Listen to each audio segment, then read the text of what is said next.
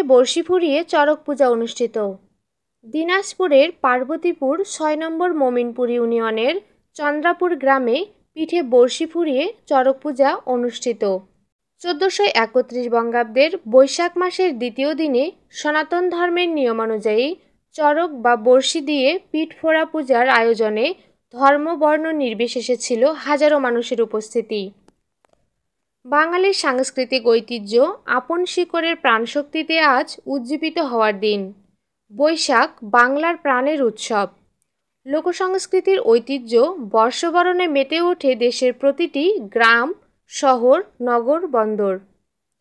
তার ধারাবাহিকতায় মাসব্যাপী হিন্দুদের চৈত্র সংক্রান্তি পূজা অর্চনা, নীল পূজা, চড়ক পূজা, গম্ভীরা পূজা, কুমিরের পূজা, অগ্নি নৃত্যের মধ্য দিয়েই বর্ষবরণ করে থাকে।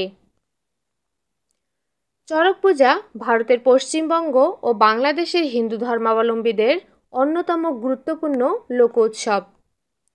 চৈত্রের শেষ দিনে তথা চৈত্র সংক্রান্তিতে এ পূজা অনুষ্ঠিত হয় এবং বৈশাখের প্রথম ২-৩ দিন ব্যাপী চড়ক পূজার উৎসব চলে। এ পূজার অপর নাম নীল পূজা। গম্ভীরা পূজা বা শিবের গাজন এই চড়ক পূজারই রকমফের। চড়ক পূজা চৈত্র সংক্রান্তিতে অর্থাৎ চৈত্র মাসের শেষ দিবসে পালিত হয়। আগের দিন চড়ক গাছটিকে ধুয়ে মুছে পরিষ্কার করা হয়। এতে জল ভরা একটি পাত্রে শিবের প্রতীক শিবলিঙ্গ রাখা হয়, যা পূজারীদের কাছে বুড়ো শিব নামে পরিচিত। পতিত ব্রাহ্মণ এই পূজার পুরোহিতের দায়িত্ব পালন করেন।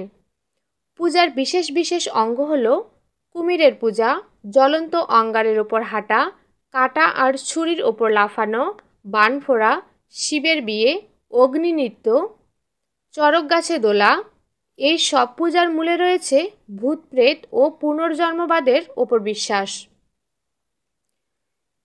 হিন্দু প্রজাদের মনোরঞ্জনার্থে হিন্দু সম্প্রদায়ের ধর্মকর্ম সম্পর্কীয় অনুষ্ঠানে হিজরি সন ব্যবহার করতে অনিচ্ছা প্রকাশ করলে ১৩১৮ সনে বাদশাহ আকবরের রাজত্বকালে হিজরি সন থেকে ১০-১১ বছর কমিয়ে এলাহি সন নামে একটি সনের প্রচলন করেন, যা আমাদের বঙ্গদেশের সন।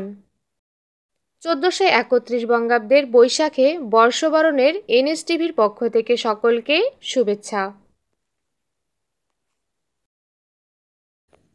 নিত্য নতুন বিনোদন, খেলাধুলা সহ তথ্যভিত্তিক সংবাদ পেতে এনএসটিভি ফেসবুক পেজটিতে ফলো দিন। সেই সাথে পেজটিতে লাইক, কমেন্ট, শেয়ার করে দেশ বিদেশে থাকা সকল বন্ধুদের আমাদের করা নিউজ পোস্টগুলি দেখার সুযোগ করে দিন। ধন্যবাদ।